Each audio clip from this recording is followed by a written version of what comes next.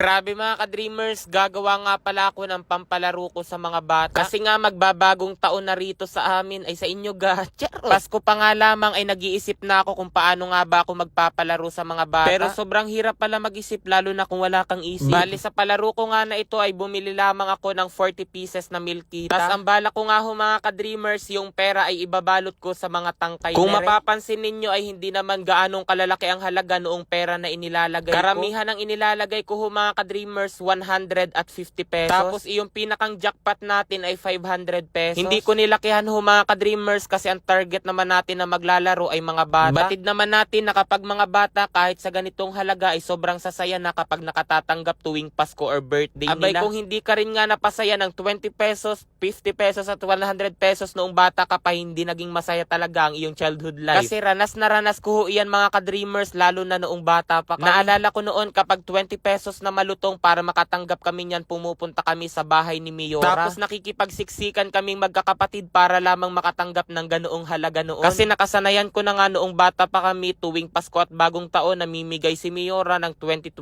na malulutong. Tapos minsan naman 50 pesos na malulutong kaya tuwang-tuwa kami noon. At dahil madala nga lamang kami makahawak ng ganoong halaga ng pera kaya kahit 3 barangay pa ang aming lalakarin bago makarating sa bayan ay pinupuntahan talaga namin si Miora. At pagdating naman ho sa violet na papel na pera, nako ang maalala ko riyan ay ang aking mga ninong at ninang. Kasi madalas ho mga ka-dreamers kapag birthday ko, Pasko at Bagong Taon at pumupunta ako sa bahay nila, yan ang madalas nila na ibinibigay sa akin. At noong mga panahon na yon, sa tuwing na nakatatanggap ako ng ganyang halaga, walang mapaglagyan ng saya. Kaya minsan nangangarap ako na sana araw-araw birthday, Pasko at Bagong Taon para may ganito akong pera. Kasi nga tulad ng sinasabi ko sa inyo mga ka-dreamers, sobrang hirap ng buhay namin noon kaya hindi kami nakahawak ng ganire. And sobrang sarap lamang sa pakiramdam kasi kahit papaano may kakayahan na tayong magpasaya sa mga bata. Kayo gaho mga ka-dreamers, ano yung madalas ninyong matanggap tuwing Pasko, birthday at Bagong Taon? Bali may lagayan nga pala itong milkita na aking binili kaya naman ang bala ko ay dito ko itutusok lahat. Sa sobrang busy ko nga ho pala, hindi na ako nakapagpapalit ng malutong na pera sa bangko. Pero okay na din iyan ho mga ka-dreamers, ang mahalaga may maibibigay tayo sa mga bata. Bali transparent nga pala itong lagayan kaya ang ginawa ko, naglagay ako ng bond paper sa loob para hindi makita. Para naman kahit papaano ay magkaroon ng thrill yung pagpapabunot natin. Sadya na nga palang butas-butas yung takip nga nitong pinaglagyan ko kaso malili. Kaya para magkasya itong pinilot-pilot na pera dito sa tangkay ng milkita, ayan, pinainit yung D4 na pako para mas lumaki yung butas. Lahat nga pala ng butas na ito ay parang nasa 30. Kaya paniguradong nasa 30 na mga bata ang ating mapasasaya kapag nagbunot sila rin. By the way, yung milkita hindi ako niya nakabibili rate kasi nga ang baon lang ay 5 pesos. Ay hala, dinin na laang muna ho mga ka-dreamers. Bye-bye. Sabi mga ka-dreamers, ang daming nagtatanong kung saan nga ba ako kumukuha ng budget ko pampagawa ng dream house.